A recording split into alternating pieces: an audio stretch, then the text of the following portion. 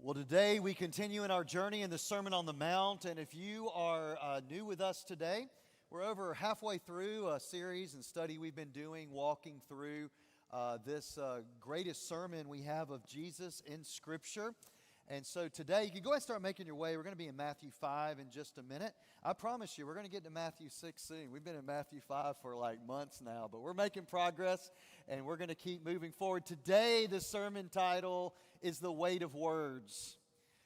Today, we're going to talk about the significance of our words and why words matter. Words either build up or words tear down. And we're going to unpack the importance of these words today and learn and understand that every single word matters. To get us started, I want to show you how much every single word matters. I want to share with you a couple of church newsletter bloopers that have happened. I want you to see this first one. One church newsletter said, "The choir invites any member of the congregation who enjoys sinning to enjoy the choir." To join the choir. One letter makes a difference between sinning and singing. Check out this next one. It says this: "Remember in prayer many who are sick of our church and community." It's amazing the word "of" and the word "in" makes a significant difference. Let me show you some of these others by picture. Look at this, a little blooper here. How about soap? Just one letter, right? U and an A makes one difference between hand soup and hand soap. If you go to an Italian restaurant, I hope this doesn't happen to you. Everybody loves a little Parmesan, right? I mean, that's how we like our cheese, Parmesan. This has to be in the South. I'm not sure where this picture came from, right? I'll let you read this next one, a little cake mistake.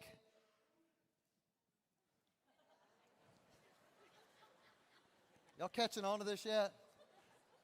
A valid Victorian, you know. I would love to meet an invalid Victorian. I'm not quite sure what that's about. And I'll take you back to the days of the coronavirus. Look at this sign right here. "Due to the coronavirus, the CDC says people should stay 6 feet apart from each other. If you are feeling ill, please stay home and quarantine yourself," all right?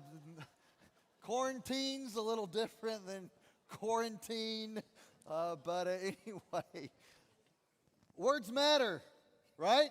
Words really, really matter. We've all made mistakes with words. We've all spelled something wrong. We've all texted something wrong and said, "Oops, that shouldn't have gotten out," right? We've all done things like that, made mistakes like that. But here's the bottom line of words and why words matter. Words hurt. Words carry weight. Words matter. Some of you are here this morning, and some of the pain and damage you've experienced in life, if not most of the pain and damage you've experienced in life, has been words that were said to you years ago or decades ago when you're still unpacking that. And maybe that's where you are right now, and what's happening in your life is because the words that you've heard have really, really hurt you and really, really burdened you. I've seen in ministry people heal from all types of physical ailments. I've seen people heal from terrible wrecks they've been in. I've seen people heal from cancer and all kind of different illnesses they've gone through. But I want to tell you one thing. I've seen words leave lasting damage that physical issues could never do. And that's where some of you are today. So I want us to see what the words of Jesus say to us in Matthew chapter 5. And I want us to learn the weight of our words. Matthew 5, verse 33. Jesus said, "Again, you have heard that it was said to those of old, 'You shall not swear falsely, but you shall perform to the Lord what you have sworn.' But I say to you, do not take an oath at all, either by heaven, for it is the throne of God, or by earth, for it is his footstool, or by Jerusalem, for it is the city of the great King. And do not take an oath by your head, for you cannot make one hair white or black. Let what you say be simply yes or no. Anything more than this comes from evil." There's one thing I want you to understand this morning. There's one thing I want you to get. There's one thing I want you to walk away with. Matter of fact, there's one thing that's so important. This is a one-point sermon, all right? I've gone the past 3 weeks from a 3-point sermon to a 2-point sermon last week to a 1-point sermon today.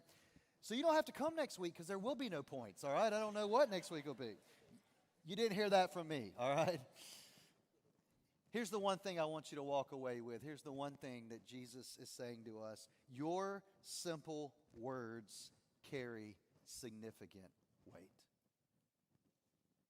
Your simple words carry significant weight. What we've been doing the past few weeks is we've been unpacking Jesus taking these words and teachings from the Mosaic Law. What's the Mosaic Law? The Mosaic Law was given to the Israelites when they were freed from slavery in Egypt. And they were given this Mosaic Law so they would know how to rightly relate to God and how rightly to relate to one another.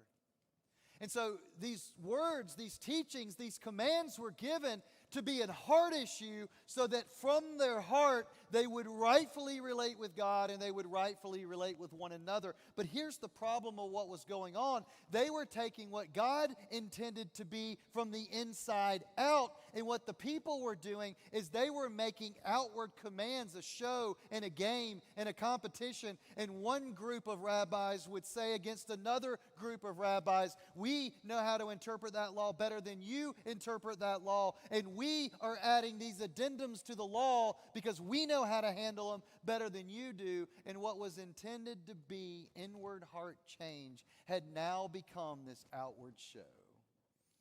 And before we point fingers at them for doing that, let us fast forward to 2024, and one of the problems that we face, we really think that this Christianity thing is just an outward show.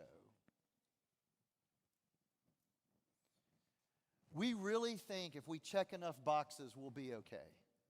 We really think if we do enough moral things and live in a moral way, then that's all that we need to do. And we're missing the core of the Bible, that God does the changing from the inside outward.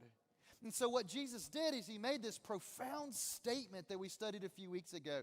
Jesus said to his disciples, your righteousness must be greater than that of the Pharisees. And we scratched our heads a little bit and we said, well, wait a minute, that sounds insane. How could little old us that don't know all the laws or don't know how to, all the addendums to all the laws or don't know what all the Pharisees know, how could we ever follow all those? And Jesus' point was that you can't.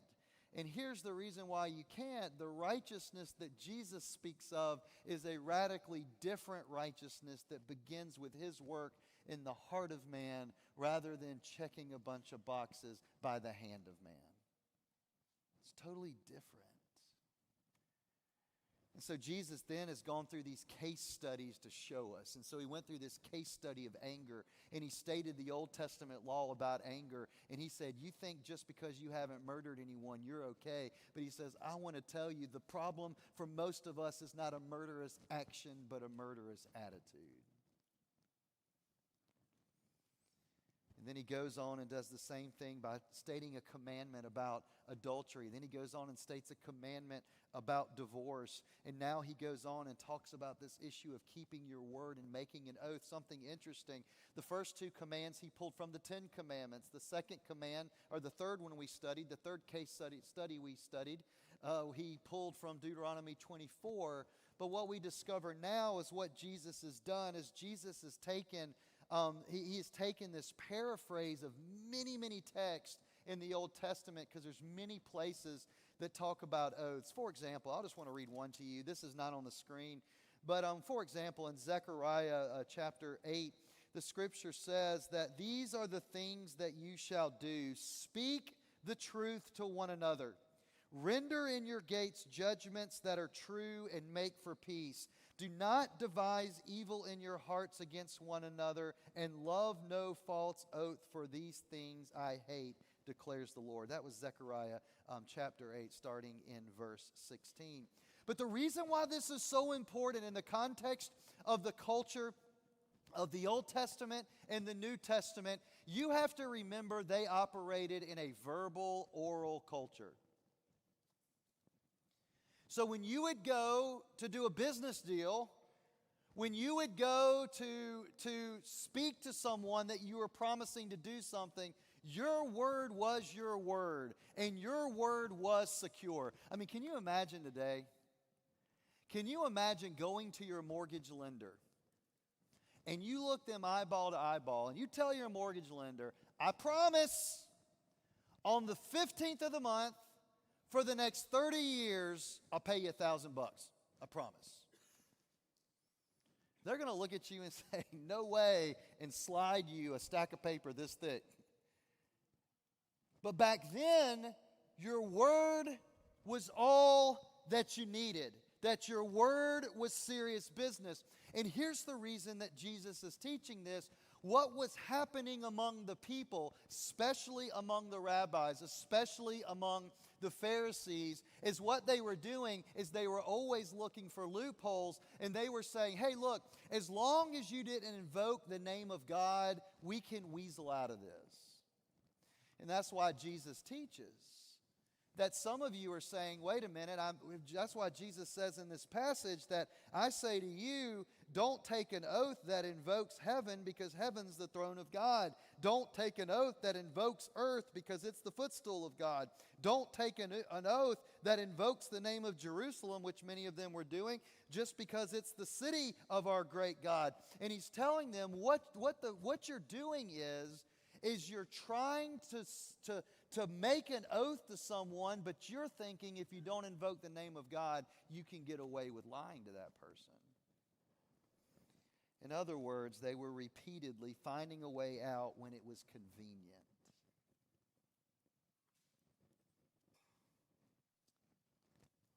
Aren't we all guilty at times of wording things in such a way so that we can find a way out on the back end of it? Don't we often speak to someone else as a matter of convenience? And then when it's not convenient, we say something different? Jesus continues this conversation over in Matthew 23. We'll be back to Matthew 5, but I invite you to turn to Matthew 23 because Jesus just calls the Pharisees out about this issue of oaths and this game they were playing. And look at this word game they were playing.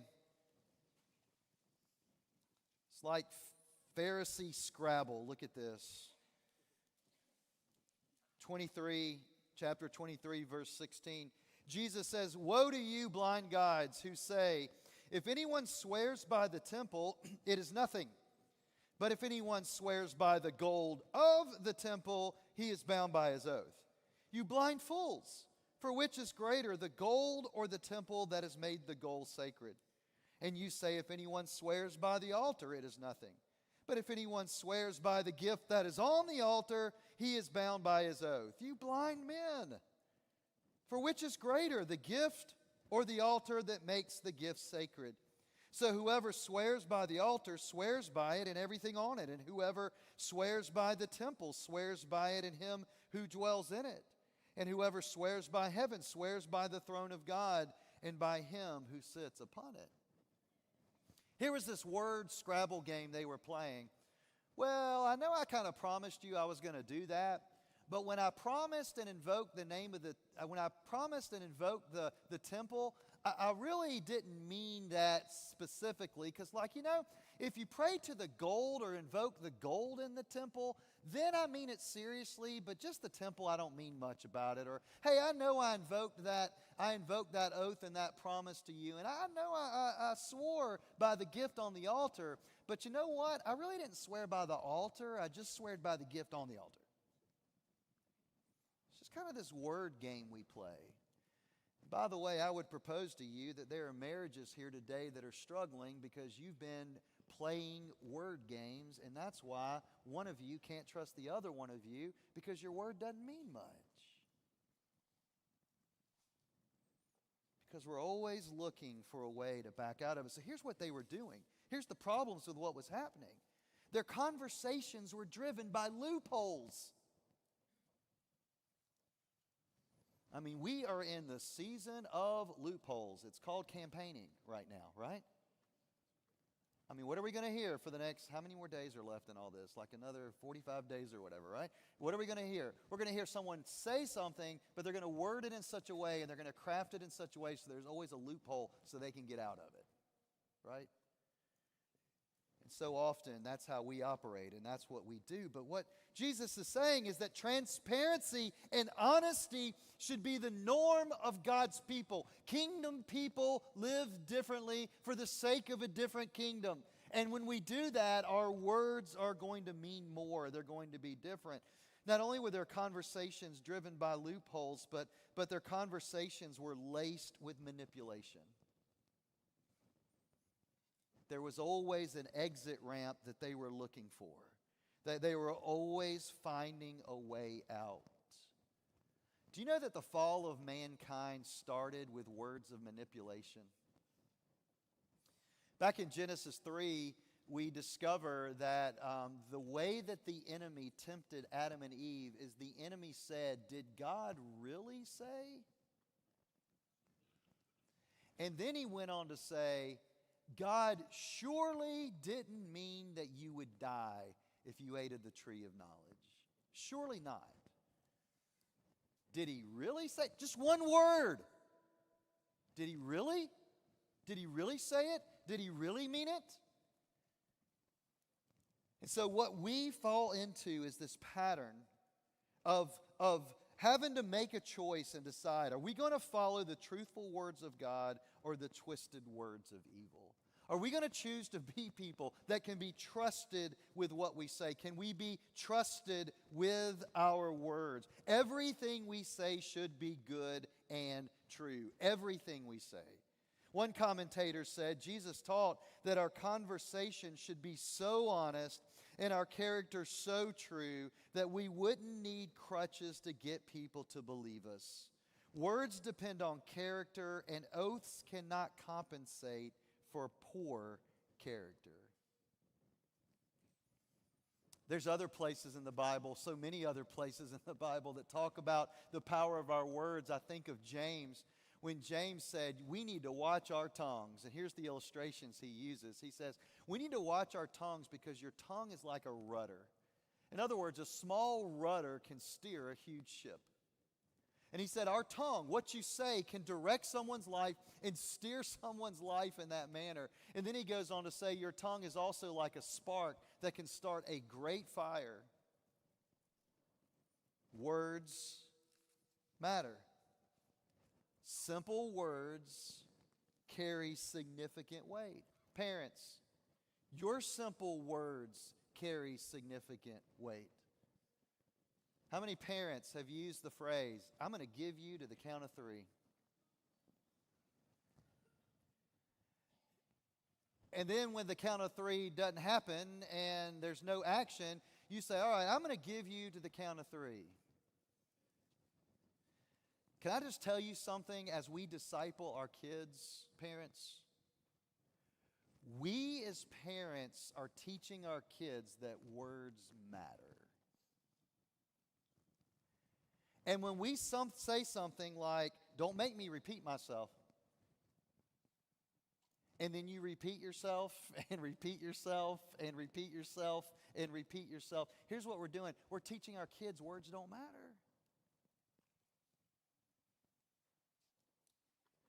Is there truth behind what we're saying? Husbands and wives, what about those times when a husband may say, oh, don't worry about that, honey, I'm going to take care of it.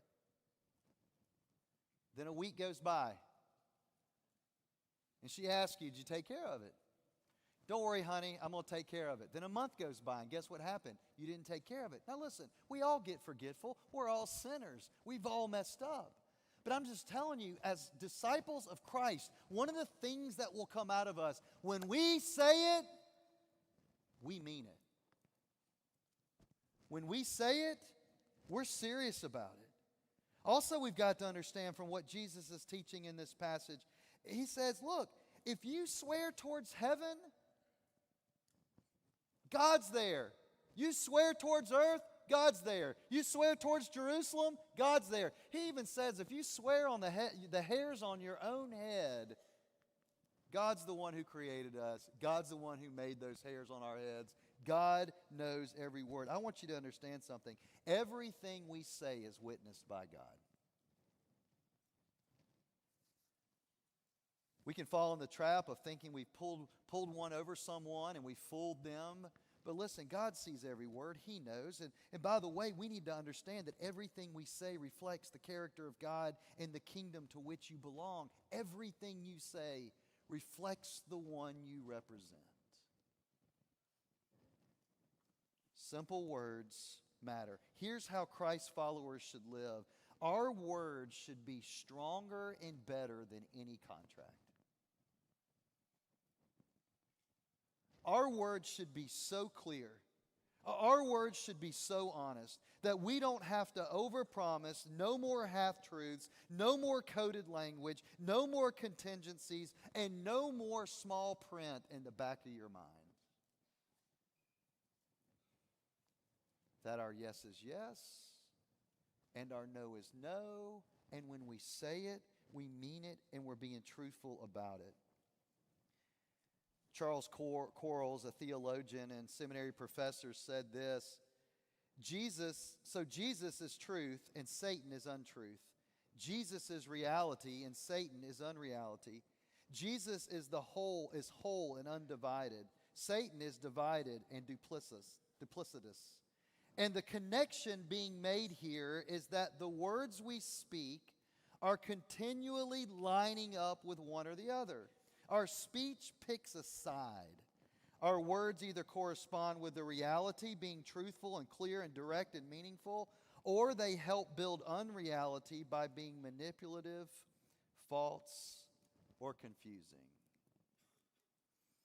I told you I wanted to give you one point today. That one point is simple words carry significant weight. But I want to ask you 5 questions. And I want you to think through each one of these questions because these are critical to us living as disciples that let our yes be yes and our no be no. If you want something to write down, more than one point, here it is. All right, 5 questions. First is this: are you a verbal chameleon?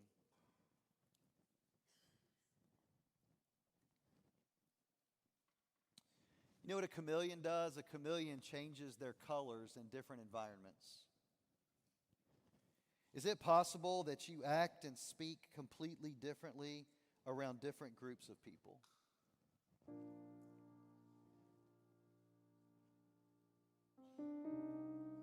Are your words building trust or breaking trust?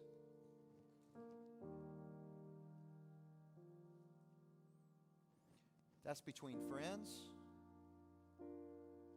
It's between husbands and wives. That's between siblings. That's between children and parents. That's between workers and co-workers. Because this week we'll say something that either builds trust or breaks trust.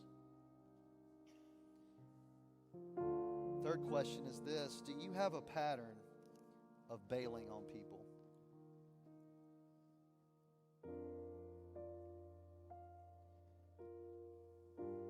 Is it possible because you've never seen what trust looks like, you've never seen what someone following through on their word looks like, that basically you say you're going to do something, then you bail on them, and you keep bailing on them?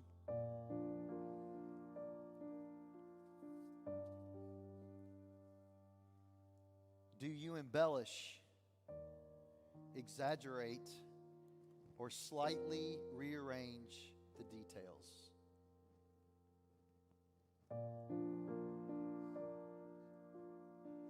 This is a matter: is our yes, yes, and is our no, no?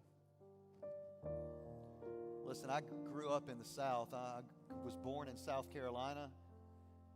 First thing in my baby bottle was sweet tea, so I understand Southern.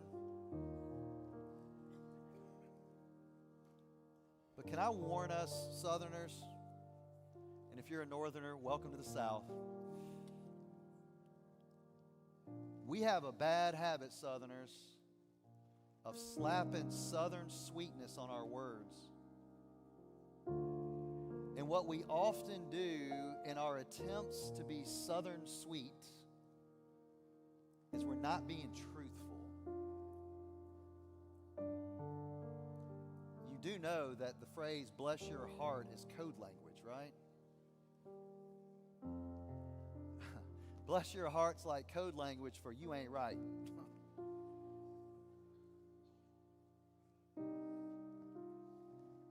Do we embellish, exaggerate, or slightly rearrange the details? One more question. Is your simple yes or no trustworthy?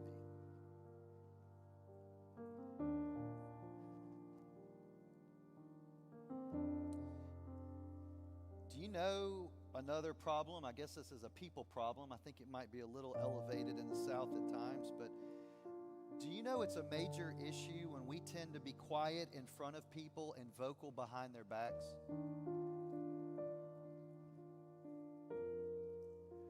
And we are not being honest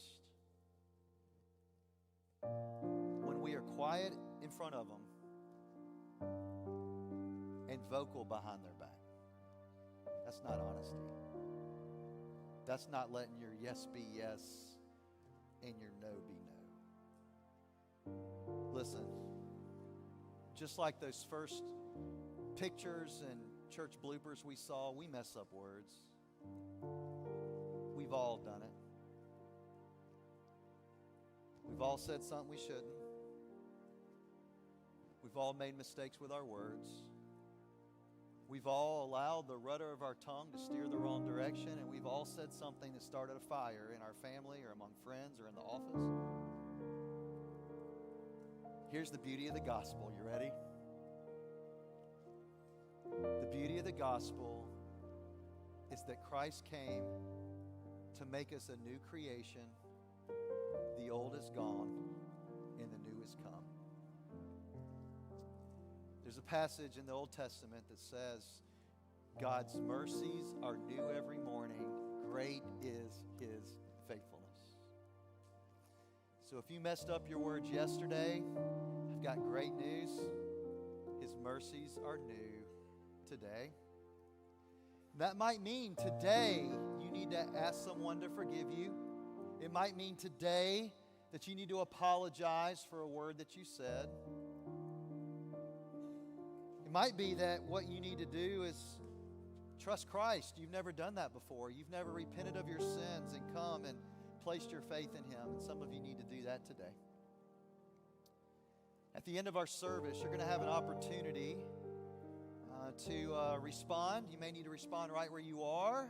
You may need to come talk to one of us after our time of baptism. We're going to have our response team up front. I'll be up front with some of our response team. We love to help you in your spiritual journey. Some of you, you just might need a moment just to pray and reflect. But whatever it is, we want you to respond accordingly. Josh is going to come at this moment because before we have a time of response, we're going to have a time of celebration. He snuck around on this side of me, brother. Why don't you tell him what we're about to do?